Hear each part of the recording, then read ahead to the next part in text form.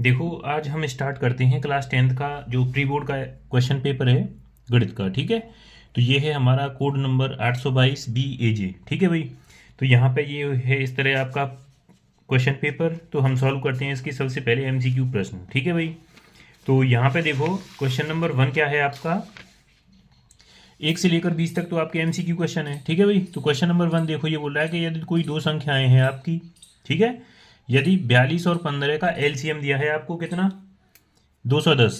ठीक है भाई, अब देखो हमारे पास एक फॉर्मूला होता है। क्या होता है आपके पास फॉर्मूला, कि अगर ए व बी कोई दो संख्याएं हैं, ठीक है, तो उनका गुणनफल उनके LCM और HCF के गुणनफल के बराबर होता है। ठीक है, तो अब देखो आप यहाँ पे क्या करोगे कि पहली संख्या आपके लिए क्या हो जाएगी, 42 हो जाएगी। ठीक है, दूसरी संख्या क्या है आपकी, 15 बराबर LCM देखो दे रखा है आपको 210 गुणा आपको HCF निकालना है। ठीक है भाई, तो यहाँ पे देखो HCF के बराबर यानी कि 210 का गुणा हो रहा है, दूसरी साइड जाके क्या हो जाएगा, भाग।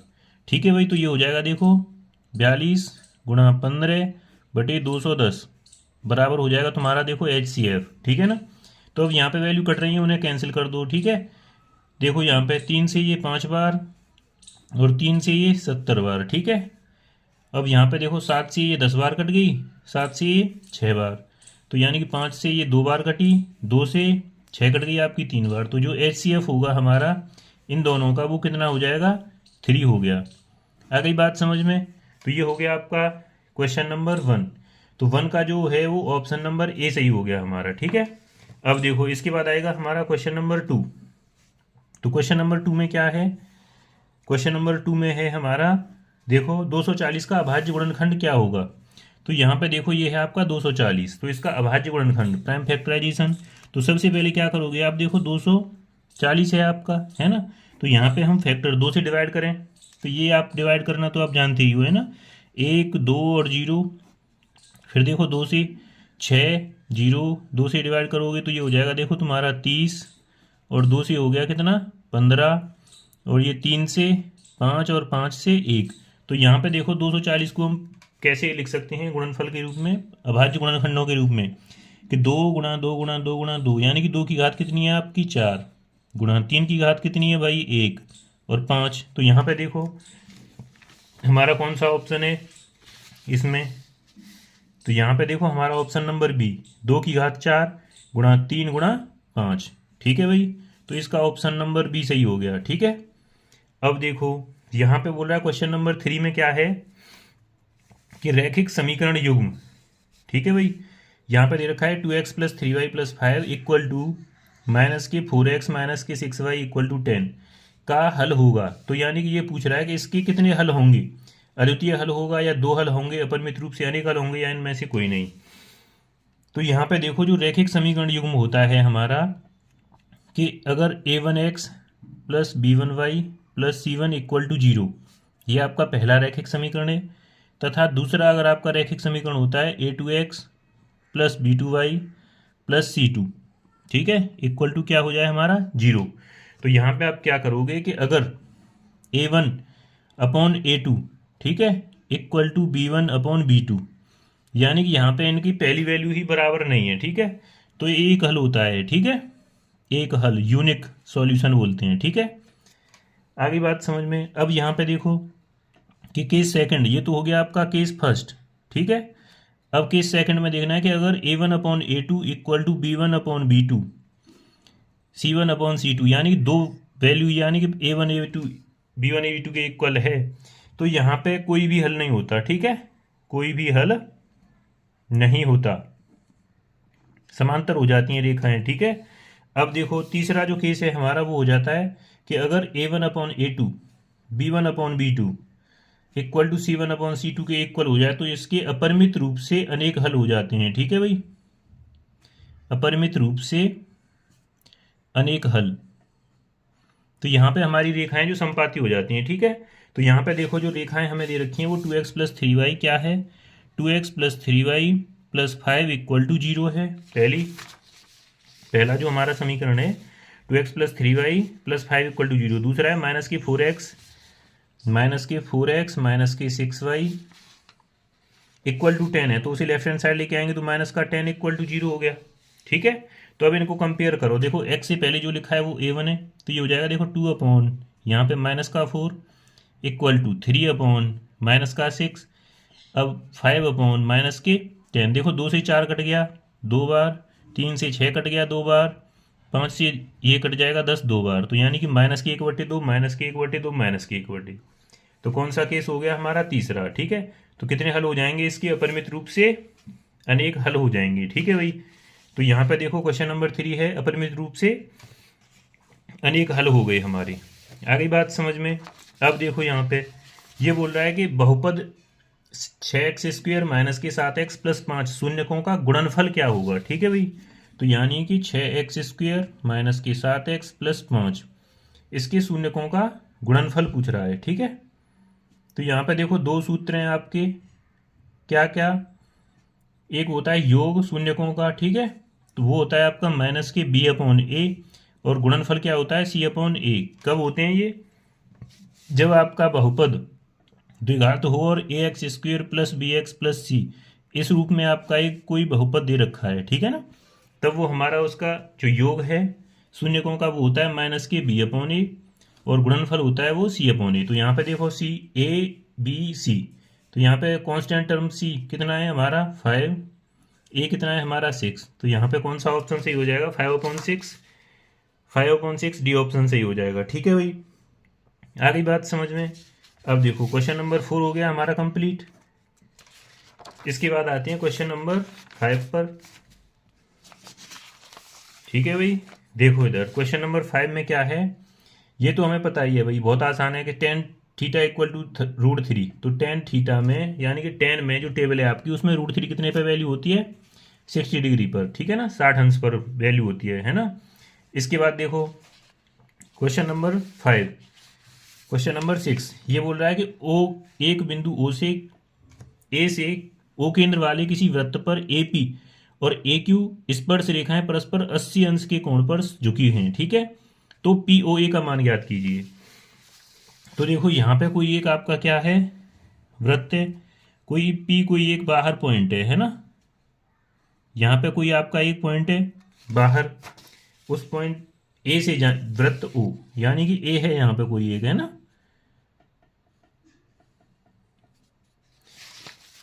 AP और AQ तो स्पर्श रेखाएं हैं, यानी कि ये देखो यहाँ पे अगर आप कोई पॉइंट मान लो AP और ये हो गई AQ। ठीक है, यहाँ पे जो है हमारा वो क्या है? आपका सेंटर है, केंद्र। AP हमारी एक स्पर्श रेखा है, AQ दूसरी स्पर्श रेखा है, ठीक है, और ये है हमारा एक सेंटर O। तो यहाँ पे देखो ये बोल रहा है कि स्पर्श रेखाएं परस्पर 80 अंश के कोण पर झुकी हैं, यानी कि जो इनके बीच का जो एंगल है वो कितना है? 80 डिग्री है। आ गई बात समझ में? तो यहाँ पे देखो हमें ये पूछ क्या रहा है? हमें ये पूछ रहा है कि POA। तो यहाँ पे देखो POA, तो यहाँ पे एक बात बताओ सबसे पहले कि हमें पता है कि केंद्र से किसी टेंजेंट यानी कि जो स्पर्श रेखा है हमारी, किसी वृत्त की जो स्पर्श रेखा है केंद्र से अगर उस पर लंब डालें तो वो 90 यानी कि वो जो 90 अंश का कोण बनाती है स्पर्श रेखा त्रिज्या के साथ। ठीक है, तो ये भी हमारी 90 अंश का कोण बनाएगी। ठीक है, अब जब हम केंद्र से स्पर्श जो बाहर का बिंदु है उससे अगर आप स्पर्श रेखा उस बिंदु से ओ केंद्र को मिलाओगे, ठीक है, तो वो कोण को समद्विभाजित करेगा, यानी कि ये जो कोण है हमारा 80 अंश का, तो यहाँ पे देखो ये भी 40 हो जाएगा और ये भी 40 हो जाएगा। ठीक है ना, तो यहाँ पे हम क्या करेंगे कि ये जो 80 है टोटल, तो ये हो जाएगा देखो 40 और ये भी हो गया हमारा 40 डिग्री। ठीक है, तो ये आपका एक त्रिभुज बन गया देखो AOP। ठीक है, हमें पूछ रहा है POA पूछ रहा है हमें, तो यहाँ पे एंगल पूछ रहा है POA। ठीक है, तो हमारा त्रिभुज देखो आप कह सकते हो, तो ये आपका देखो कितना है? 90 डिग्री है, क्योंकि स्पर्श रेखा है, तो यानी कि टेंजेंट यानी कि केंद्र से इस पर डालते हैं तो वो 90 अंश का कोण है। यहाँ पे कितना हो गया? 40। अब ये बचा, तो त्रिभुज के तीनों कोणों का योग आप जानते हो कितना होता है? 180 अंश। ठीक है, तो 180 अंश में से ये घटा देंगे तो ये हो जाएगा 130। ठीक है भाई, तो यहाँ पे बच गई 50 डिग्री।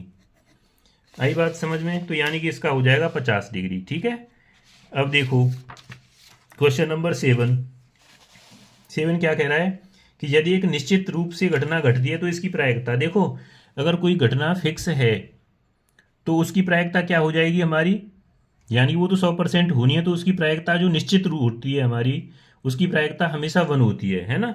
और जो असंभव होती है उसकी हो जाती है 0, याद रखना है आपको, तो ये 1 हो जाएगी, ठीक है। अब देखो यहाँ पे ये आपका डायरेक्ट फॉर्मूला पूछा है कि r त्रिज्या वाले एक ठोस अर्धगोले का कुल पृष्ठीय क्षेत्रफल क्या होगा हमारा। आगे बात समझ में। तो यहाँ पे हमें ये चीज़ ध्यान रखनी है कि जो संपूर्ण टोटल गोला होता है उसका जो पृष्ठीय क्षेत्रफल है वो 4πr² होता है, ठीक है। जब आधा करेंगे हम, ठीक है, 4πr² होता है, उसका आधा हो जाता है 2πr²। लेकिन जब हम गोले को आधा काट दें, है ना, तो वो क्या हो जाता है हमारा, यहाँ पे देखो ये जो ऊपर की जो सतह है वो सर्कल टाइप की बन जाती है, तो इसमें πr² उसका एरिया और ऐड कर देते हैं, तो ये हो जाएगा हमारा 3πr²। तो आपको याद रखना है कि इसका जो एरिया है अर्धगोले का कुल पृष्ठीय क्षेत्रफल जो होता है वो 3πr² हो जाता है, ठीक है। अब आ जाते हैं क्वेश्चन नंबर 9 पर। तो 9 में देखो क्या बोल रहा है ये, क्वेश्चन नंबर 9 में बोल रहा है कि दो बिंदुओं के बीच की दूरी, तो डिस्टेंस फॉर्मूला क्या है भाई हमारा, d = अगर कोई दो पॉइंट हैं x1 y1 और दूसरा है x2 और y2, तो x1 माइनस x2 का स्क्वायर, ठीक है।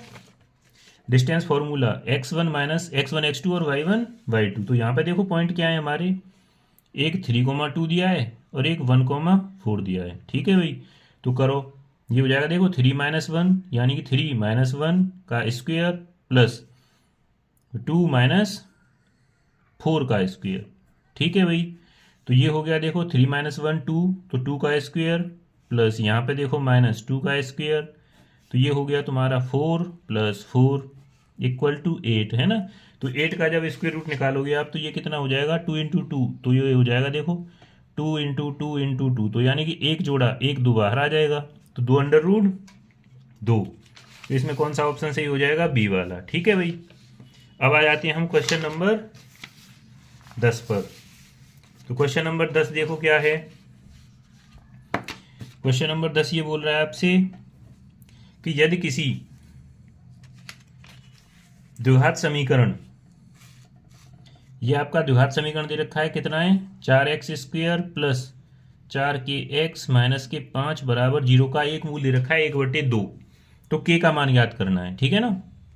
तो एक बात बताओ, यदि कोई द्विघात समीकरण का मूल होता है 0 शून्य, है ना, तो आप क्या करोगे कि वो उस समीकरण में रखने पर उस समीकरण की वैल्यू 0 आनी चाहिए, ठीक है। तो यहाँ पे हम कहेंगे चूंकि 1/2 समीकरण का मूल है, ठीक है, तो ये जो मूल है P ऑफ जो समीकरण है हमारा, ठीक है, तो इसे कुछ भी मान लो, तो इसमें जब 1/2 रखोगे तो इसकी वैल्यू 0 होनी चाहिए, ठीक है। तो ये हो जाएगा देखो 4 × 1/2 का स्क्वायर प्लस 4k × 1/2 माइनस 5 = 0, ठीक है। तो ये हो जाएगा देखो 4 × 1/4 प्लस 2 से देखो 4 कट जाएगा कितने बार, 2 बार, तो यहाँ पे बची 2k - 5 बराबर 0।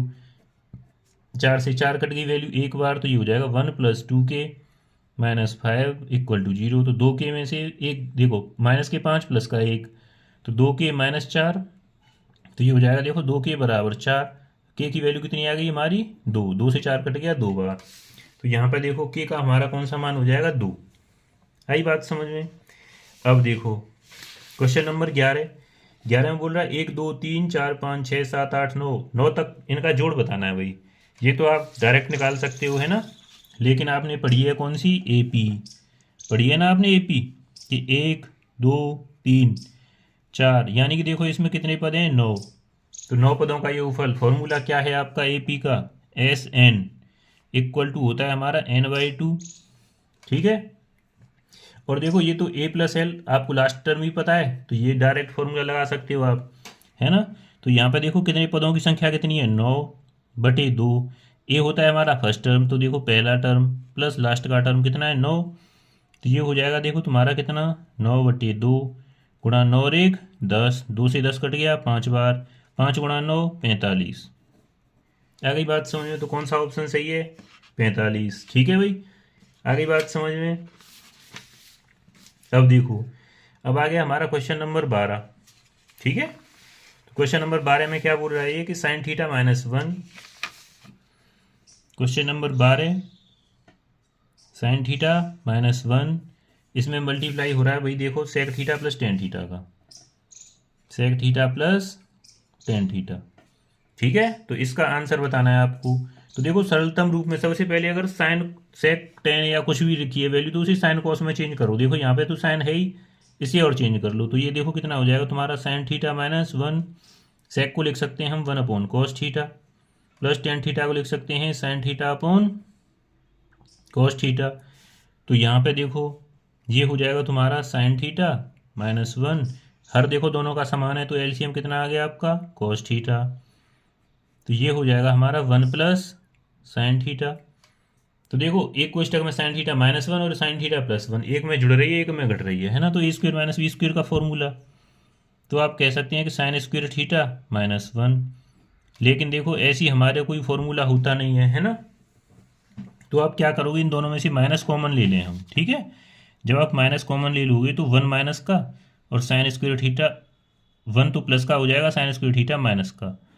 ऐसा क्यों किया, हमें दिख रहा है कि यहाँ पे देखो फॉर्मूला बन रहा है, तो 1 माइनस साइन स्क्वायर थीटा क्या हो जाएगा कॉस स्क्वायर थीटा। ठीक है, अपॉन में कॉस थीटा है, तो एक कॉस थीटा से एक कॉस थीटा कट गई, यहाँ पे हमारा क्या बच जाएगी वैल्यू कॉस थीटा माइनस में।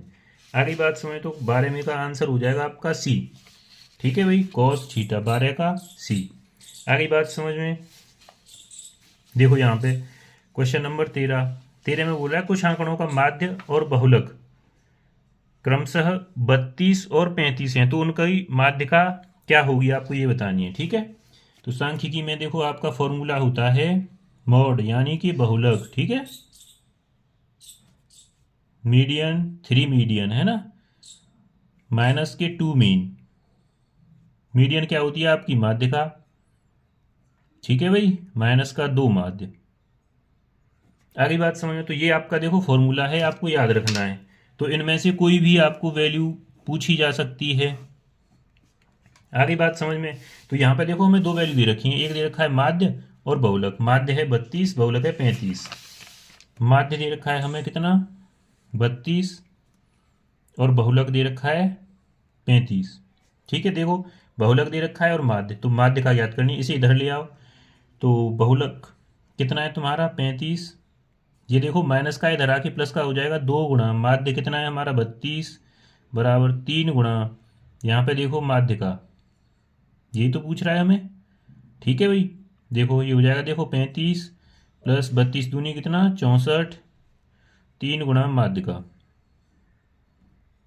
ठीक है, तो याद रखोगे आप, देखो 5 और 4 9, 6 और 3 9 बराबर 3 गुणा माध्य का। देखो 3 का यहाँ पे गुणा तो इधर जाके भाग हो जाएगा, 3 से ये कट जाएगी देखो 33 बार। ठीक है, तो माध्यिका कितनी आ गई आपकी 33। तो आपको देखो ये सूत्र याद रखना है। ठीक है भाई, तो माध्यिका 33 है, कोई ऑप्शन है भाई, पहला ही ऑप्शन है 33। ठीक है, तो यानी कि ए ऑप्शन। आगे बात समझ में, अब देखो यहाँ पे आएगा आपका क्वेश्चन नंबर 14। ठीक है, क्वेश्चन नंबर 14 में क्या बोल रहा है कि कॉस थीटा की वैल्यू आपको दे रखी है कितनी √3/2, cos 2 थीटा की वैल्यू आपको बतानी है। ठीक है, तो ये देखो हमारा क्या हो जाएगा इसमें, सबसे पहले तो आपको ये देखनी है कि cos थीटा में √3/2 कहाँ पे होती है वैल्यू हमारी, है ना। तो ये हो जाएगा देखो cos theta equal to cos कितना है 30 डिग्री, है ना, तो यानी कि 30 अंश पे होती है हमारी वैल्यू। तो यहाँ से देखो आपका आ गया थीटा इक्वल टू कितना 30 अंश। ठीक है, जब ये थीटा इक्वल टू 30 अंश है तो यहाँ पे देखो थीटा लगा दो, तो cos 2 गुणा 30 अंश। ठीक है, तो ये हो जाएगा देखो cos 60, तो cos 60 की वैल्यू क्या होती है हमारी 1/2। आगे बात समझ में कि नहीं बताओ जल्दी से। ठीक है, तो कौन सा ऑप्शन सही हो जाएगा बी वाला, 14 का बी। ठीक है भाई, अब देखो अब आ जाते हैं हम क्वेश्चन नेक्स्ट पे 15 पे। ठीक है, तो क्वेश्चन नंबर 15 क्या है, ये देखो क्वेश्चन नंबर 15, ये है आपका क्वेश्चन नंबर 15। क्या बोल रहा है इसमें, ये बोल रहा है कि 2 पासों को एक साथ उछालने पर दोनों पासों पर प्राप्त अंकों का योगफल 10 होने की प्रायिकता। ठीक है भाई, तो देखो यहाँ पे आपको ये चीज़ याद रखनी है कि जब दो पासों को एक साथ उछालते हैं तो कौन सी संख्या यानी कि संख्याओं का योग कितना पॉसिबल है, ठीक है। तो हमने आपको बताया है कि देखो 12 जो आता है हमारा वो एक बार आता है, ये आपको याद रखनी है, ठीक है ना। अंकों का योग, ठीक है, अंकों का योग इधर लिखते हैं और कितनी बार आता है वो लिखा है इधर इस साइड, ठीक है भाई। तो देखो 12 आता है एक बार, जैसे 6 और 6 आएगा, ठीक है। 11 आता है हमारा 2 बार, 10 आता है हमारा 3 बार, 9 आएगा इसके बाद, है ना, 9 आएगा 4 बार, ठीक, और 8 आएगा आपका 5 बार। तो यहाँ पे इस तरह से ये याद रखनी है, ठीक है ना। जैसे कि 7 है, 7 आएगा तुम्हारा कितने बार, 6 बार, ठीक है। अब जब यहाँ पे देखो इसके बाद आएगा आपका कितना, 12, 11, 10, 9, 8, 7, 6 कितने बार आएगा यहाँ पे, ठीक है। तो ये हो जाएगा तुम्हारा, देखो यहाँ से रिवर्स होना शुरू हो जाएगा, 6 यहाँ पे आ जाएगा हमारा 5 बार, ठीक है। तो याद रखनी है ये सारी वैल्यू। 6 के बाद आएगा 5, 4, 3, 2, 2 से कम नहीं आता हमारा योग, ठीक है। 2 आता है हमारा कितने बार, एक बार, ये आता है 2 बार, ये आता है 3 बार, 5 आता है 4 बार। तो इस तरह से आप सीक्वेंस में याद रखोगे कि अंकों का योग इस तरह से और कितनी बार आता है, ठीक है। तो यहाँ पे ये बोला है कि प्राप्त अंकों का योग 10, 10 कितनी बार आ रहा है हमारा, देखो 3 बार। तो यानी कि जो प्रोबेबिलिटी ऑफ ई इवेंट, यानी कि कोई घटना ई मान ली हमने कि अंकों का योग 10 आना, ठीक है। तो यहाँ पे देखो ई में कितने एलिमेंट हैं, 3, टोटल कितने एलिमेंट हो जाते हैं हमारे 36। आगे बात समझ में, तो ये हो जाएगा, देखो 3 से काट दो इसे, 12 बार, तो 1/12 हो जाएगा इसका आंसर। आगे बात समझ में, याद रखोगे। अब देखो यहाँ पे आपका है नेक्स्ट क्वेश्चन, ये है कि चित्र में आपको डीई दे रखी है, किसके समांतर, बीसी के, ठीक है भाई। डीई समांतर दे रखी है बीसी के, और एडी दे रखी है 2.2, डीबी दे रखी है 3.3, एई है 1.8। तो ईसी की वैल्यू पूछी है, ठीक है। तो क्या करोगे भाई, यहाँ पे देखो थेल्स की प्रमेय से, है ना। तो थेल्स की प्रमेय क्या है आपकी, याद है आपको कि जब कोई दो रेखाएं समांतर हैं वो समान अनुपात में हो जाती हैं, ठीक है। तो यानी कि देखो एडी का अनुपात ये हो जाएगा देखो 2.2 बटे ये हो जाएगा देखो 3.3 बराबर क्या होना चाहिए, 1.8 बटे इस ईसी को मान लो आप एक्स, ये आपने एक्स मान ली क्योंकि एक्स का मान निकालना है भाई, ठीक है। तो देखो यहाँ पे दशमलव से दशमलव कट गया, तो ये क्या हो जाएगा तुम्हारा, देखो 22/33 बराबर यहाँ पे देखो 1.8 बटे एक्स, 11 से 2 बार, ये 3 बार, 2/3 बराबर 1.8 बटे एक्स, क्रॉस मल्टीप्लाई करो तो ये हो जाएगा हमारा देखो 2x इक्वल टू 1.8 इंटू 3, ठीक है भाई। तो यहाँ से देखो x की वैल्यू चाहिए हमें, तो 1.8 इंटू 3/2, 2 से काट दो इसे, कितने बार, 0.9, है ना। तो ये कितना हो जाएगा हमारा, x की वैल्यू 9 गुणा 3 27, तो 2.7 सेंटीमीटर। है कोई ऑप्शन इसमें, देखो यहाँ पे है बिल्कुल, ठीक है। तो ये हो जाएगा हमारा कितना, 2.7 सेंटीमीटर। आगे बात समझ में, याद रखोगे इस तरह। ये हमारी जो थेल्स की प्रमेय है, क्वेश्चन नंबर ये हो जाएगा तुम्हारा 16, ठीक है। इसके बाद आएगा हमारा 17, क्वेश्चन नंबर 17, ठीक है भाई। यहाँ पे देखो इसमें क्या करेंगे, ये बोल रहा है कि सारणी का बहुलक वर्ग बताना है आपको कि किस बहुलक किस वर्ग के अंतर्गत आएगा। सबसे पहले देखो बहुलक का मतलब होता है कि कौन सी संख्या सबसे ज़्यादा बार आ रही है। तो यहाँ पे देखो ये 5 है, 4 है, 7 है, 8, यानी कि ये आ रही है सबसे ज़्यादा, है ना। तो यानी कि बहुलक वर्ग जो हो जाएगा वो 30-40 हो गया हमारा। देखो यहाँ पे कि 5, 4, 7, 8, 6, तो सबसे ज़्यादा बार हमारी कौन सी संख्या आ रही है, 8। तो 8 किस वर्ग के अंतर्गत है, इसके, तो ये इसका बहुलक वर्ग कहलाएगा, ठीक है भाई। 30 और 40, तो 17 हो गया आपका, ठीक है। क्वेश्चन नंबर 17 का हो जाएगा आपका ए ऑप्शन, ठीक है। अब आ जाओ 18 पर। ये तो हमारा देखो डायरेक्ट फॉर्मूला ही है कि tan theta into cot theta. तो tan theta into cot theta देखो उसका उल्टा होता है, तो 1/tan थीटा लिख सकते हैं, ये कट जाएगी वैल्यू, तो कितनी आ गई, 1। तो 18 का हो जाएगा बी ऑप्शन। आगे बात समझ में भाई। अब देखो क्वेश्चन नंबर 19 में क्या बोल रहा है, 12, 15 और 21 का एलसीएम पूछ रहा है। 12, 15 और 21 का एलसीएम निकाल दो भाई, 2 से डिवाइड करो, ये हो जाएगा देखो 6, 15, 21, ये तो कट नहीं रही है ना दोनों, 2 से देखो फिर 3, ये 15 और ये 21 है ना। अब देखो सभी में 3 से जा रहा है डिवाइड है ना, तो ये हो जाएगा 3 1 3, 5 15, 3 7 21, ठीक है। फिर 5 से 1 5 7 1 1 है ना। अब हो जाएगा तुम्हारा कितना 7 से, तो 1 1 1, ठीक है भाई। तो गुणा कर दो इन सभी वैल्यू का, तो ये हो जाएगा देखो कितना 2 गुणा 2, 3 गुणा 5 गुणा 7, ठीक है भाई।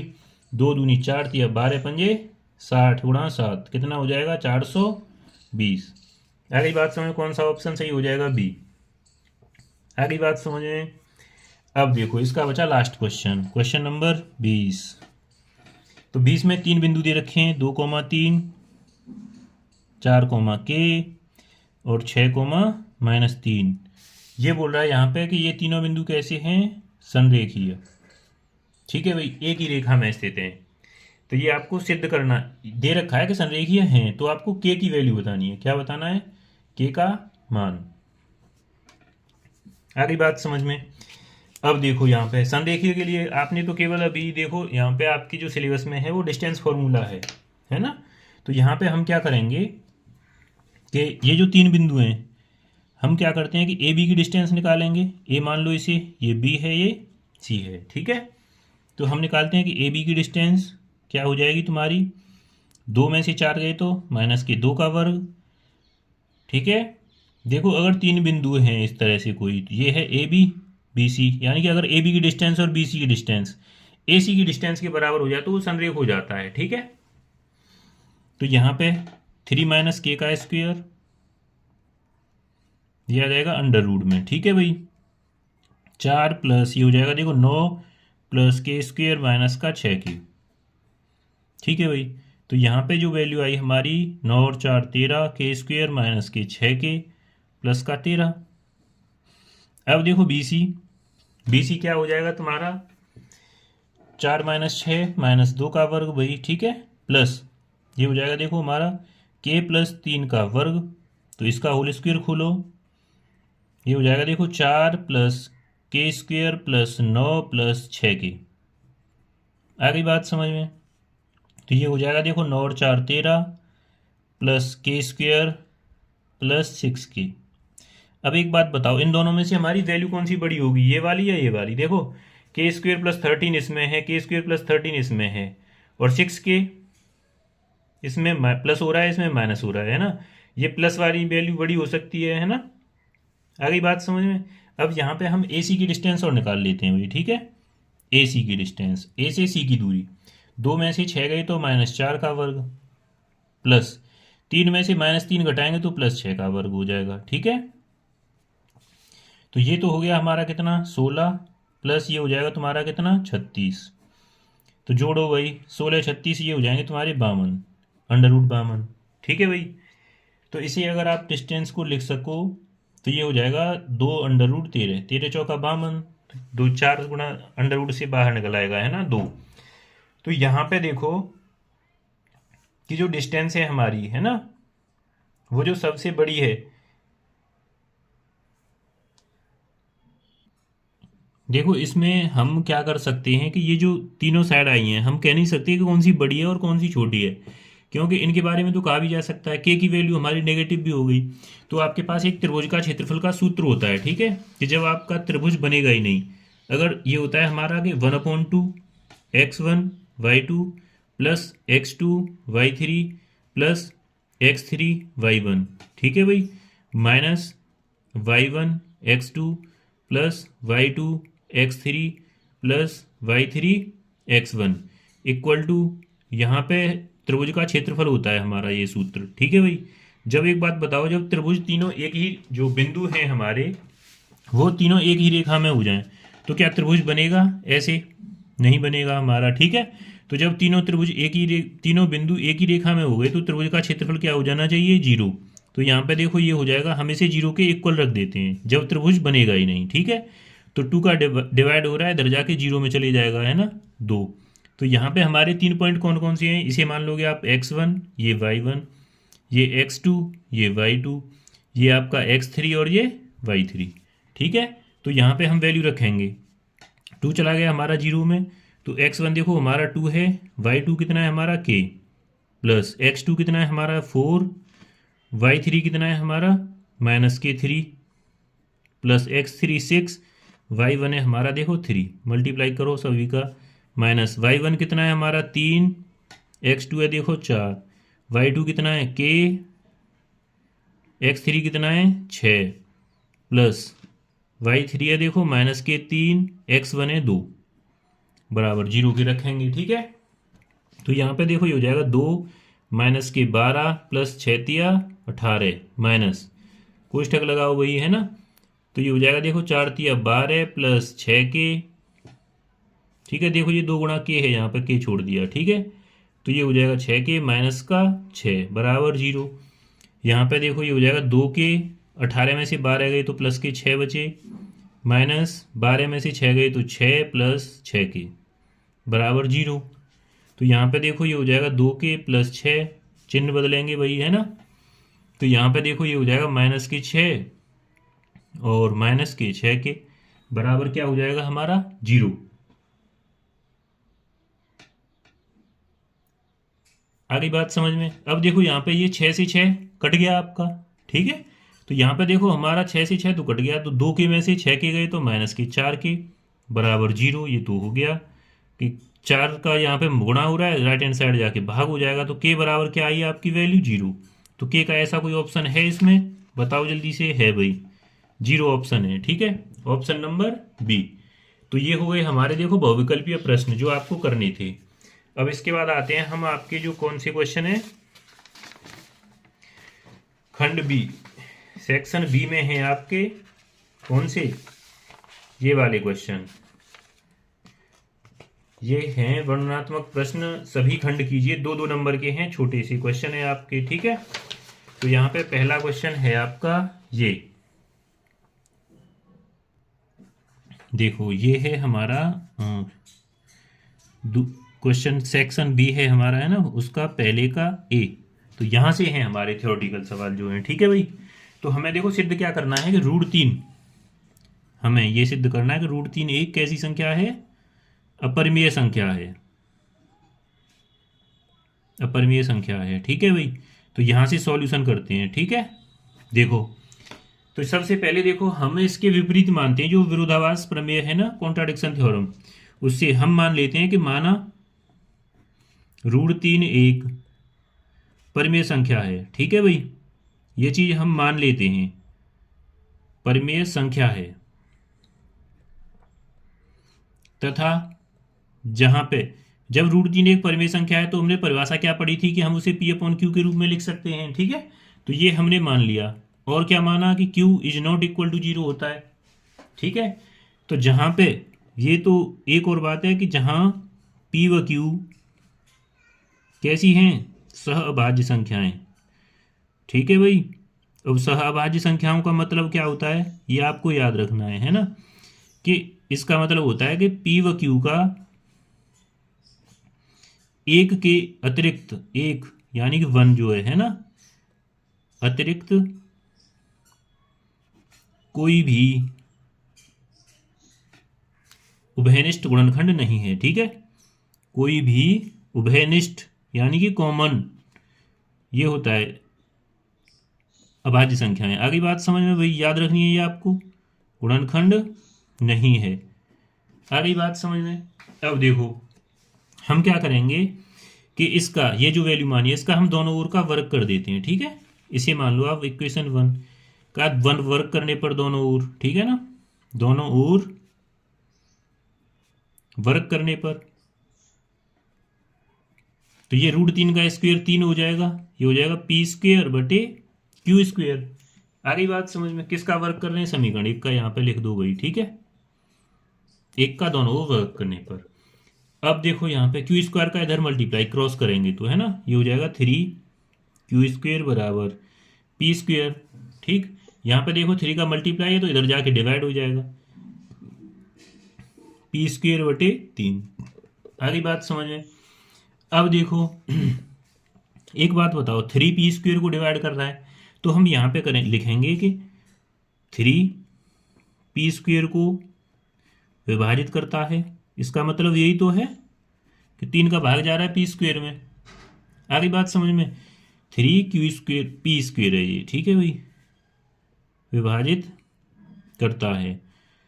तो इसलिए जब देखो, एक बात बताओ, कोई हमने अभाज्य संख्या मानी है ना, अभाज्य संख्या है, अगर एक 9 है यानी कि 3 का वर्ग 9 हो जाएगा। यानी कि अगर कोई संख्या उसको डिवाइड करे तो उसकी जो संख्या है उसको भी डिवाइड करेगी। आगे बात समझ में।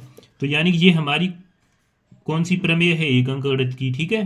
तो 3 पी को भी विभाजित करेगा, ये चीज हमें याद रखनी है, ये हमारी प्रमेय है। आगे बात समझ में। ये हमारी अंकगणित की प्रमेय से जो सबसे पहले ये हमारी है ना। आगे बात समझ में। अब देखो, यानी कि जब हमारा 3 पी को भी विभाजित कर रहा है, ठीक है, तो अब एक बात बताओ, हम यहाँ पे विभाजित कर रहा है, जैसे कि 2 हमारा 10 को विभाजित कर रहा है, तो यानी कि 2 का उसमें मल्टीपल मिलता है हमें, 2 गुणा 5। तो हम कह सकते हैं कि P में हमारा 3 का एक गुणक होगा, यानी कि 3a मान लेते हैं उसे, यानी कि उसमें 3 का गुणक होगा, ठीक है। तो अब ये जो वैल्यू है इसे मान लेंगे हम समीकरण नंबर 2। आगे बात समझ में। तो अब देखो यहाँ पे ये हो गया समीकरण 2। तो समीकरण 2 में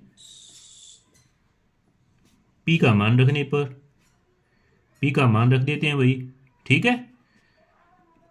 तो ये हो जाएगा, देखो तुम्हारा कितना, 2 ये रहा, तो ये हो जाएगा Q square equal to P square कितना हो जाएगा, देखो 9a स्क्वेयर अपॉन 3। तो यहाँ पे देखो 3 से 9 कट गया कितने बार, 3 बार, तो ये हो जाएगा देखो 3a स्क्वेयर, ये हो जाएगा तुम्हारा क्यू स्क्वेयर बराबर, ठीक है। तो अब देखो 3 का यहाँ पे गुणा है तो इधर जाके हो जाएगा भाग, तो ये हो जाएगा क्यू स्क्वेयर बटे 3 बराबर a स्क्वेयर। तो देखो 3 क्यू स्क्वेयर को डिवाइड कर रहा है, ठीक है। यानी कि हम यहाँ पे क्या कहेंगे कि 3 क्यू स्क्वेयर को विभाजित करता है,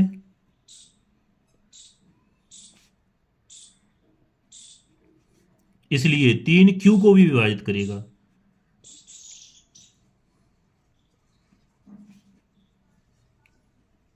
आगे बात समझ में भाई। अब एक बात बताओ कि ये जो 3 है, हम यहाँ पे क्या देख रहे हैं कि 3 पी व क्यू दोनों को विभाजित कर रहा है, लेकिन हमने क्या माना था, यहाँ पे देखो 3 पी को विभाजित कर रहा है और 3 क्यू को विभाजित कर रहा है, ठीक है। तो चूंकि यहाँ पे चूंकि लिखते हैं, है ना, देयरफॉर, सिंस, चूंकि ऐसे लिखेंगे, ठीक है भाई, हिंदी में ही लिख लो आप, है ना, ऐसे, चूंकि 3 पी व क्यू दोनों को विभाजित कर रहा है ना,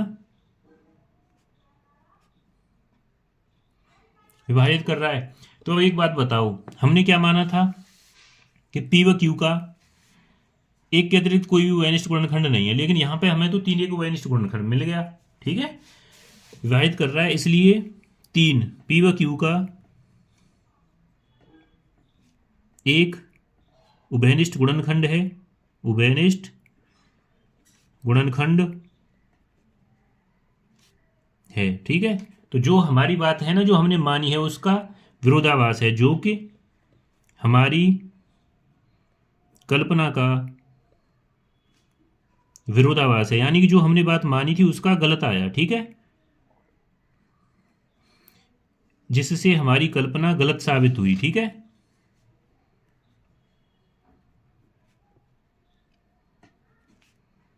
गलत सिद्ध होती है। तो हम क्या कह सकते हैं कि अतः या इसलिए √3 एक कैसी संख्या है हमारी, क्या दे रखी है यहाँ पे दे रखी है हमें अपरिमेय, हमने परिमेय माना था तो वो जो गलत मान लिया हमने, है ना। √3 एक अपरिमेय संख्या है, यही हमें प्रूफ करना था, ठीक है भाई। अब देखो ये हो गया हमारा, इसके बाद आते हैं हम क्वेश्चन नंबर 2 पर, ठीक है। तो क्वेश्चन नंबर 2 में क्या है हमारा, यहाँ पे ये देखते हैं हम, ये जो हो जाएगा तुम्हारा क्या है, ये है क्वेश्चन नंबर इसका बी, ठीक है भाई। तो ये हो जाएगा, देखो द्विघात बहुपद दे रखा है, द्विघात बहुपद, ठीक है, क्या दे रखा है, x² - 3 के शून्यक और गुणांकों के बीच संबंध ज्ञात कीजिए। तो संबंध ज्ञात करना है भाई, शून्यक और गुणांकों के बीच। अच्छा एक बात बताओ, शून्यक और गुणांक क्या होते हैं हमारे, शून्यक होते हैं हमारे जो एक्स की वो वैल्यू जो बहुपद में रखने पर वैल्यू शून्य हो जाए, है ना, वो शून्यक। तो यहाँ पे देखो जो द्विघात बहुपद होता है हमारा, ठीक है, द्विघात बहुपद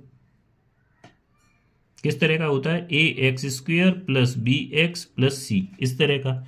तो इसके जो संबंध स्थापित करना है तो ये होता है, देखो उनके जो शून्यक हैं अल्फा प्लस बीटा, तो इनमें जोड़ है दोनों का, वो कितना होता है माइनस के बी अपॉन ए, ठीक। और यहाँ पे जो उनका गुणनफल है अल्फा इंटू बीटा, वो क्या होता है आपका सी अपॉन ए। सी क्या है तुम्हारा, सी अपॉन ए। तो यहाँ पे देखो सबसे पहले हमें क्या देखना है कि ये जो द्विघात बहुपद है उस रूप में है या नहीं। तो देखो यहाँ पे उस तरह से आप लिख लो इसे, तो 1 इंटू एक्स स्क्वेयर हो गया, प्लस यहाँ पे देखो एक्स है लेकिन उसमें एक्स है नहीं, तो यहाँ पे 0 इंटू एक्स लिखेंगे। आई बात समझ में। और ये हो जाएगा माइनस का 3। तो यहाँ पे देखो आपकी ए की वैल्यू 1 है, बी की वैल्यू 0 है और सी की वैल्यू कितनी है -3। आ गई बात समझ में। तो शून्यकों और गुणांकों के बीच संबंध, तो देखो यही तो रिलेशन होता है कि शून्यक ये होते हैं हमारे अल्फा और बीटा, है ना। तो शून्यक वो होते हैं जो इसकी वैल्यू को 0 कर दे। तो सबसे पहले एक बात बताओ, ए बी सी हो गए हमारे तीनों। अब हम यहाँ पे इसके अगर ये वाला फॉर्मूला लगाएं तो क्या हो जाएगा, देखो यहाँ से अल्फा प्लस बीटा, बी हमारा 0 है तो ये माइनस के 0 अपॉन 1 इक्वल टू 0 हो गया भाई, ठीक है। अब इनका गुणनफल अल्फा इंटू बीटा, ठीक। तो ये हो जाएगा हमारा सी अपॉन ए। सी की वैल्यू कितनी है -3 अपॉन 1, तो -3। आ गई बात समझ में, ये हो गई तुम्हारी। अब देखो यहाँ पे ये कह सकता था आपको कि सत्यता की जांच कीजिए कि ये सत्य है या नहीं, है ना। तो यहाँ पे वो रिलेशन आप उस तरह से कर सकते हो, जैसे कि यहाँ पे देखो एक्स वाला टर्म तो है नहीं, तो इसे आप देखो एक्स स्क्वेयर माइनस √3 का स्क्वेयर लिख सकते हैं, ठीक है। तो ए स्क्वेयर माइनस बी स्क्वेयर का सूत्र क्या है तुम्हारा, एक ब्रैकेट में जोड़ दो और एक में घटा दो, ए माइनस बी और ए प्लस बी। तो यहाँ पे देखो ये हो जाएगा कितना, एक्स माइनस √3 एक्स प्लस √3, ठीक है। तो यहाँ से इन दोनों को अगर इक्वल रखेंगे 0 की तो दो वैल्यू आएंगी, एक तो √3 आएगी, एक -√3, तो दो इसके शून्यक हो गए। आ गई बात समझ में। तो यानी कि देखो इनका जोड़ अल्फा प्लस बीटा करेंगे, ठीक है। तो ये अल्फा हो जाएगा, ये बीटा, तो alpha plus beta √3 plus minus के √3। तो देखो ये प्लस का ये माइनस का कट गया 0, ये भी 0 आया था सूत्र से, अलग अलग निकाल के करेंगे तो भी 0 आया। गुणनफल करो, देखो अल्फा इंटू बीटा √3 गुणा माइनस के √3, है ना, √3 3 हो जाएगा, माइनस का 3 हो गया। तो देखो दोनों वैल्यू हमारी सही आ गई। आ गई बात समझ में। तो इस तरह से कर सकते हो आप, ठीक है ना। अब देखो इसके बाद आएगा आपका सी पार्ट, ठीक है भाई। सी में क्या है, 1 + sec a 1 + sec a upon sec a equal to sin square a upon 1 - cos a। तो ये आपको सिद्ध करना है भाई, सिद्ध कीजिए, ठीक है। सी पार्ट है क्वेश्चन नंबर 1 का, सेक्शन बी चल रहा है आपका, ठीक। तो यहाँ पे देखो आप दोनों साइड को सॉल्व कर सकते हो या फिर केवल एक ही को सॉल्व करके काम निकाल सकते हैं, ठीक है। तो देखो कैसे हो जाएगा तुम्हारा, यानी कि ये स्क्वायर वाला टर्म है, यहाँ पे देखो एक पावर की है, तो इस स्क्वायर को आप 1 - cos स्क्वायर एक्स लिख सकते हैं, क्योंकि देखो यहाँ पे हमारे cos 1/cos ही तो होता है, सेक यही तो लिखा है, ठीक है। देखो तो ये हो जाएगा तुम्हारा, देखो 1 - cos a। अब देखो हमने अभी यहाँ पे फॉर्मूला लिखा है a² - b², तो इस 1 को हम 1² लिख सकते हैं, तो 1 a² - b² का यहाँ पे फॉर्मूला यूज कर दें। तो देखो एक ब्रैकेट में, एक कोष्टक में घट जाएगा और एक में जुड़ जाएगा। आगे बात समझ में। अपॉन कितना है, 1 - cos a। तो देखो ये 1 - cos a और ये 1 - cos a दोनों कट गए, ठीक है। अब देखो यहाँ पे ये जो sec a था आपका, है ना, इससे इसमें 1 में अलग भाग लगा दो, तो 1/sec a प्लस ये हो जाएगा, देखो तुम्हारा sec a upon sec a, ठीक। देखो sec a से sec a कट गया, यहाँ पे बचा हमारा क्या, 1/sec a प्लस 1, ठीक है। यहाँ पे देखो क्या बची है आपकी वैल्यू, 1 + cos a। और देखो 1/sec क्या होता है तुम्हारा, 1/sec थीटा होता है हमारा cos, तो ये हो जाएगा cos a + 1। तो देखो 1 + 2 करो या 2 + 1, तो दोनों वैल्यू हमारी कैसी आई, बराबर। तो हम कह सकते हैं LHS = RHS, आ गई बात समझ में कि नहीं, बताओ भाई। ठीक है, इसके बाद देखो, इसके बाद आ गए हम प्रश्न संख्या डी पर। इसका जो डी है, डी में क्या दे रखा है हमें कि सारणी का माध्य ज्ञात करना है। 0 से 10, 20, 30, 40, 50, 60 वर्ग अंतराल दे रखा है आपको। ठीक है भाई, वर्ग अंतराल दे रखा है, बारंबारता दे रखी है। तो यहाँ पे आप देखो, ये क्लास इंटरवल, ये एफ आई कहलाती है आपकी, है ना। तो यहाँ पे देखो आपको एक्स आई निकालना पड़ेगा। ठीक है, वर्ग अंतराल है हमारा 0 से 10, 10 से 20, 20 से 30, 30 से 40, 40 से 50 और 50 से 60। ठीक है भाई, ये हमें अंतराल दे रखा है 50 से 60 तक।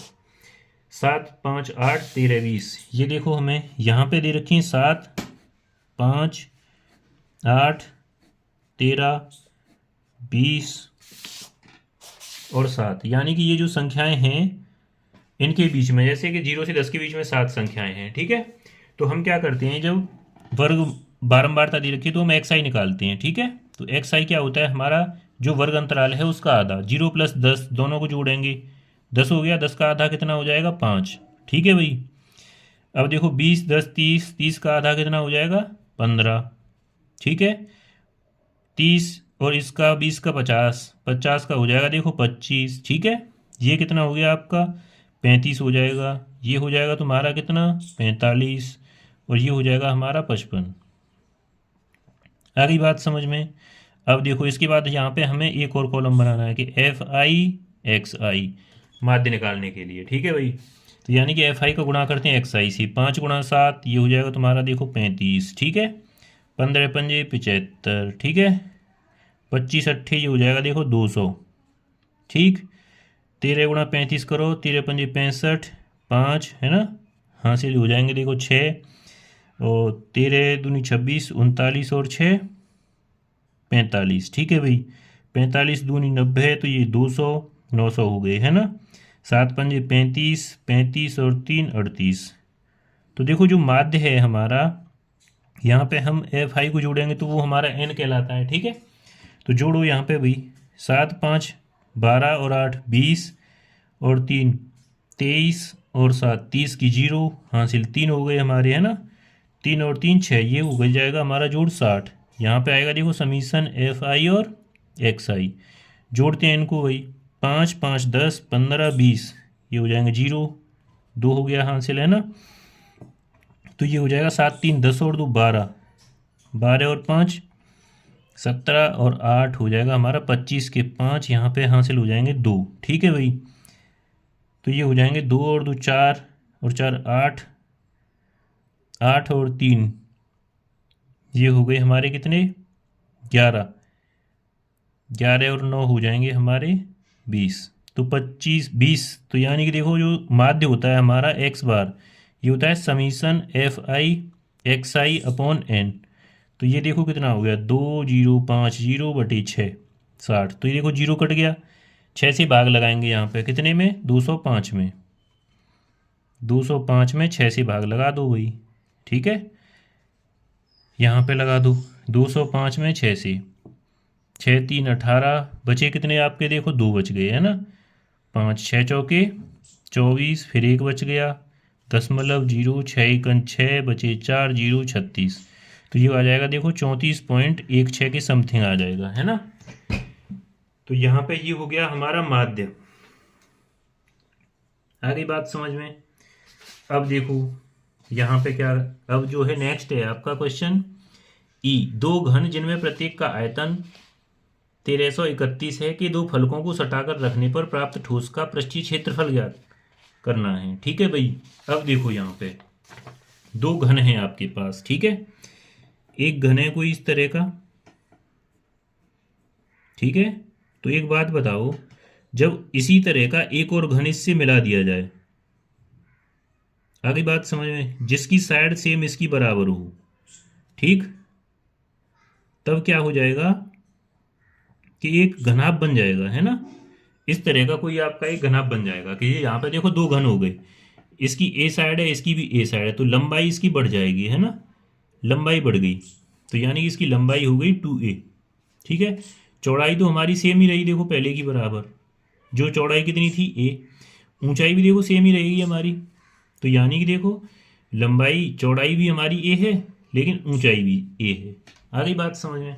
तो यहाँ पे देखो हमें एक घन का आयतन दे रखा है, घन का आयतन क्या दे रखा है आपको, 1331 सेंटीमीटर क्यूब, यही तो दे रखा है। तो अब एक बात बताओ, यहाँ से घन के आयतन का सूत्र क्या है हमारा, साइड का क्यूब, तो ये देखो 1331 इसके फैक्टर करेंगे तो ये हो जाएगा देखो 11 गुणा 11 गुणा 11, यही है ना, गुणा 1331 का 121 गुणा 11 करो तो ये हो जाएगा 121 और 121, 1 2 3 1 3 3, ठीक है, तो ये 11 का है, तो ये जो आएगी हमारी वो 11 आ गई। ठीक है भाई, आई बात समझ में। अब देखो हम यहाँ पे ये पूछ क्या रहा है, ये हमें पूछ रहा है कि पृष्ठीय क्षेत्रफल, कुल जो पृष्ठीय क्षेत्रफल होगा। ठीक है, तो अब एक बात बताओ, यहाँ पे हम क्या निकालेंगे कि जो इसकी जो साइड है लंबाई ये बदल गई ना, तो जो पृष्ठीय क्षेत्रफल होता है हमारा घनाभ का वो क्या होता है 2LB plus BH plus HL, यही तो होता है हमारा। तो यहाँ पे जो पृष्ठीय क्षेत्रफल कुल, ठीक है, तो यहाँ पे बस हमें वैल्यू रखनी है, याद रखेंगे। तो 2L क्या है हमारा, देखो 2A, B कितना है A, तो ये हो जाएगा 2A into A, plus B क्या हो जाएगा A into A, plus H क्या है हमारा A इंटू 2A, L हमारा 2A। तो देखो दो, ये हो जाएगा देखो 2A स्क्वेयर प्लस ये हो जाएगा A square plus 2A square, ये देखो 2 और 2 4 और 1 5A स्क्वेयर, 2 गुणा 5 A स्क्वेयर, तो ये देखो 5 दूनी ये हो जाएगा 10 गुणा A की वैल्यू क्या थी अब की 11, तो 11 का वर्ग। ठीक है, तो 10 गुणा 121, तो ये हो जाएगा देखो 1210 सेंटीमीटर स्क्वेयर, क्योंकि स्क्वेयर का मात्रक जो होता है इस वर्ग में होता है। आ गई बात समझ में।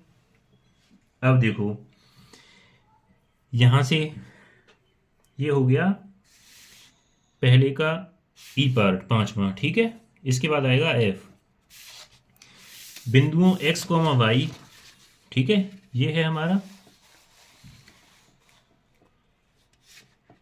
बिंदु x, y, बिंदु इतने और इतने से समदूरस्थ हों तो x और y के संबंध ज्ञात कीजिए। तो x y 3 6 और -3 4, 3 6 और -3 4, इन दोनों बिंदुओं से x, y, ठीक है, कैसा है, समदूरस्थ, यानी कि समान दूरी पर स्थित है। तो यानी कि इसे मान लो आप P, इसे मान लेते हैं हम B, A और B, ये हो जाएगा P। ठीक है, दे रखा है, दिया है, क्या दिया है आपको कि बिंदु A व B दिया है, बिंदु A व B बिंदु P से समान दूरी पर स्थित हैं, समान दूरी पर स्थित हैं। ठीक है, तो हम यहाँ पे देखो क्या फॉर्मूला लगाएंगे, जब इससे इसकी दूरी और इससे इसकी दूरी दोनों समान है तो हम क्या कह सकते हैं कि PA इक्वल टू PB, यानी कि दोनों की डिस्टेंस कैसी हो जाएगी, सेम। ठीक है, तो फॉर्मूला लगा दो भाई, x - 3 का वर्ग प्लस y - 6 का वर्ग, ठीक है भाई, अंडर रूट में, इक्वल टू ये हो जाएगा देखो x माइनस माइनस हो जाएगा प्लस का 3 वर्ग प्लस y - 4 का वर्ग, अंडर रूट। ठीक है भाई, देखो दोनों ओर अंडर रूट है तो दोनों ओर का वर्ग करेंगे तो अंडर रूट हट जाएगा। ठीक है, इनका सॉल्व कर देते हैं तो ये हो जाएगा देखो x स्क्वेयर प्लस 9 माइनस के 6x प्लस ये हो जाएगा देखो y स्क्वेयर प्लस के 36 माइनस के 12y, a प्लस बी और a माइनस बी के होल स्क्वायर ओपन किए हैं बस, है ना, x स्क्वेयर प्लस 9 प्लस 3 दूनी 6x, इसका होल स्क्वेयर हो गया। अब इसका करेंगे तो y स्क्वेयर प्लस 16 माइनस के 8y। ठीक है भाई, अब देखो ये एक्स स्क्वायर इधर आएगा तो माइनस का कट जाएगा, ठीक है, और ये वाई स्क्वायर इधर आएगा तो कट जाएगा। ठीक, अब देखो x और y दोनों टर्म इधर ले आओ, यहाँ पे देखो माइनस की 6x माइनस की 12y, ये 36 प्लस के और 9 कितने हो गए हमारे 45। यहाँ पे देखो माइनस की 6x इधर आएगा और ये हो जाएगा प्लस के 8y, 16 और 9 25, इधर लेके आएंगे तो माइनस की 25 बराबर 0। तो यहाँ पे देखो माइनस की 6 और माइनस की 6, माइनस की 12x, माइनस की 12y में से 8y गई तो माइनस की 4y, 45 में से 25 गई तो कितने बचे 20 प्लस के बराबर 0। अब देखो दोनों में -4 से डिवाइड कर सकते हैं क्योंकि सभी में कॉमन आ रहा है ना। तो ये हो जाएगा 4 तिया 12, 4 एकन 4, वाई प्लस 4 पंजे 20, चिन्ह बदल जाएंगे। तो यहाँ पे देखो x और y में हमें क्या निकलवा रहा था, केवल संबंध ज्ञात करवा रहा था ये x और y में। हो गया ये हमारा संबंध, ठीक है।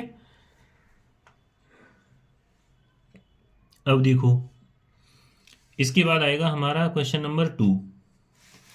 इसमें से बोल रहा है कि केवल 5 खंडों को हल कीजिए, लेकिन हमें तो सभी कराने भाई आपको, है ना। तो इसका देखो जो सेकंड का है ये यहाँ से 4 नंबर की क्वेश्चन है, ठीक है भाई। तो सेकंड का फर्स्ट पार्ट क ए वाला है ना।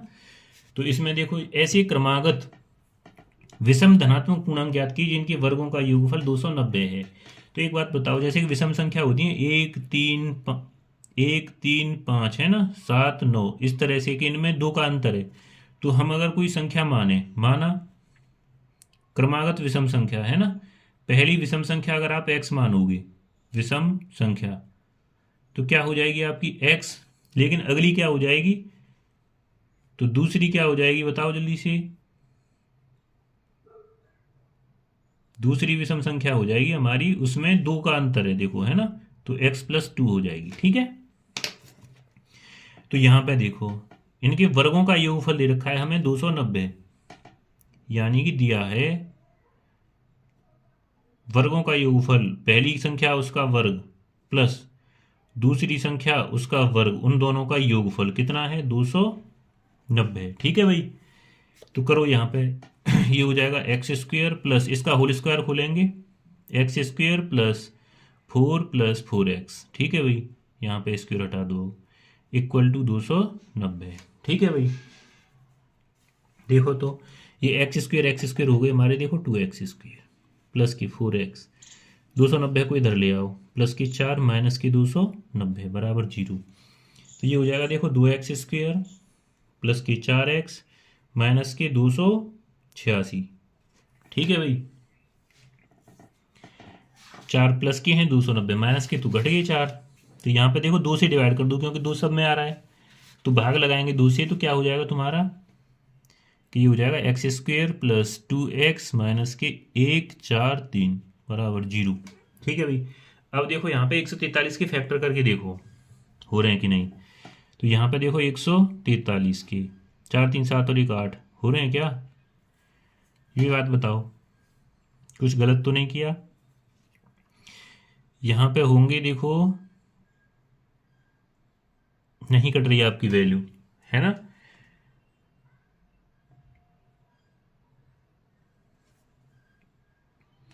तो यहाँ पे देखो इसके फैक्टर हो रहे हैं कि नहीं, हाँ, यानी कि दोनों विषमी संख्या आनी चाहिए पहली बात तो, 2 का डिफरेंस है ना।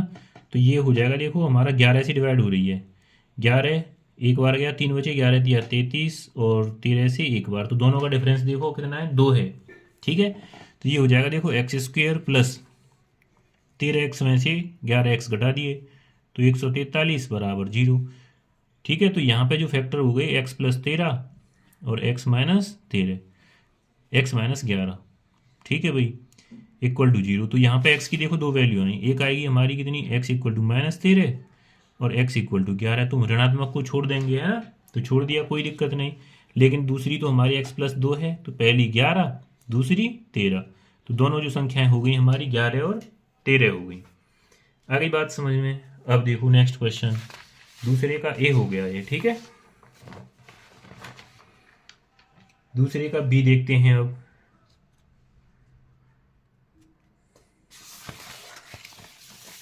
ये देखो इसमें बोल रहा है बी में कि 2 अंकों वाली एक संख्या के अंकों का योग 9 है, इस संख्या का 9 गुना संख्या के अंकों को पलटने से बनी संख्या का 2 गुना है, वह संख्या ज्ञात कीजिए, ठीक है।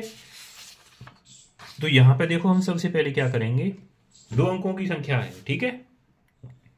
तो क्या करते हैं, सबसे पहले हम संख्या के अंक मानते हैं, माना संख्या का इकाई का अंक, ठीक है भाई, इकाई का अंक। तो यहां पे देखो हमने मान लिया x। आ गई बात समझ में। अब देखो हम मान लेते हैं दहाई का अंक। दहाई कितने की होती है भाई, बताओ जल्दी से। दहाई होती है 10 की, है ना। तो वो मान लिया आपने y, ठीक है। इसलिए हमारी जो संख्या है, इकाई होती है वो एक होता है ना। संख्या दहाई 10 की और सैकड़ा 100 का, ठीक है। तो यहाँ पे देखो x प्लस 10y, क्योंकि दहाई में 10 का गुणा करना पड़ता है। तो ये हो गई हमारी संख्या। तो इसमें देखो प्रथम कंडीशन, प्रथम शर्त क्या दे रखी है आपको, कि उसके जो अंक हैं, अंकों का योग कितना है 9। तो ये है देखो x प्लस वाई, अंकों का योग कितना है 9। इक्वेशन 1 मान ली हमने, ठीक है। इस संख्या का 9 गुना संख्या के अंकों को पलटने से बनी संख्या का 2 गुना है। समझ में आई बात। देखो तो अंकों को पलटने से बनी संख्या, अंकों को पलटने पर लिखेंगे हम, है ना। देखो इकाई का अंक क्या हो जाएगा आपका, इकाई का अंक हो गया हमारा y, और दहाई का क्या हो जाएगा आपका, दहाई का अंक हो जाएगा हमारा x। तो संख्या क्या हो जाएगी बताओ जल्दी से। संख्या हो जाएगी हमारी क्या, इकाई जुड़ती है दहाई 10 की है ना। तो ये बोल रहा है कि इस संख्या का 9 गुना, यानी जो पहली संख्या थी आपकी, कितनी थी पहली, ये रही, इसका, है ना, सेकंड कंडीशन, यहां पे लिख दो सेकंड कंडीशन या सेकंड शर्त लिख सकते हो आप, ठीक है। क्या है आपकी इस संख्या का, यानी जो पहली संख्या है कौन सी, x प्लस 10y, ठीक है, उसका 9 गुना अंकों को पलटने से बनी संख्या का 2 गुना है। अंकों को पलटने से बनी संख्या का कितना है, 2 गुना, यानी कि इसके 2 गुने के बराबर है। आगे बात समझ में। तो यहां पे देखो इस इक्वेशन को सॉल्व कर दो। कहां गई पेन। तो यहां पे देखो 2 इक्वेशन बन गई आपकी, है ना, पढ़ चुके हो आप। 2 समीकरण सॉल्व करना, तो 9 को गुणा करो। देखो 9x प्लस 10 गुणा 9 90y बराबर 2y प्लस 10 दूनी 20x, ठीक है भाई। तो ये वैल्यू इधर ले आओ या इधर ले जाओ, कोई दिक्कत नहीं। हमें यहाँ पे देखो x प्लस वाई बराबर 9 है, तो सॉल्व करेंगे, इधर लेके आओ दोनों को, ठीक है। तो ये हो जाएगा देखो 9x माइनस का 20x प्लस की 90y माइनस के 2y बराबर 0। ये 90 है भाई, ठीक है। 9x में से 20 गए तो माइनस की 11x, 90 में से 2 गए तो 88y बराबर 0। तो देखो यहाँ पे प्रतिस्थापन विधि आसान रहेगी हमारे लिए। देखो माइनस की 11, इसी राइट हैंड साइड लेके जाओ, तो माइनस की 11x बराबर माइनस की 88y, माइनस से माइनस कट गया आपका, 11 से 88 8 बार, तो x बराबर 8y। समीकरण 1 में रख दो, ठीक है। समीकरण 1 में रख दें तो क्या हो जाएगा आपका, ये हो गया तुम्हारा क्या, कि समीकरण 1 में 1 से x का मान रख देते हैं, ठीक है भाई। तो 1 में क्या था, x प्लस वाई है हमारा, है ना। तो ये हो जाएगा देखो 8y प्लस वाई बराबर 9, ठीक। तो 8y और y कितने हो जाएंगे, देखो 9y बराबर 9, तो y बराबर आ गया देखो 1, 9 से 9 कट गया एक बार, ठीक है। तो यहाँ पे y इसमें रख दो, इसे मान लो 2, है ना। तो समीकरण 2 से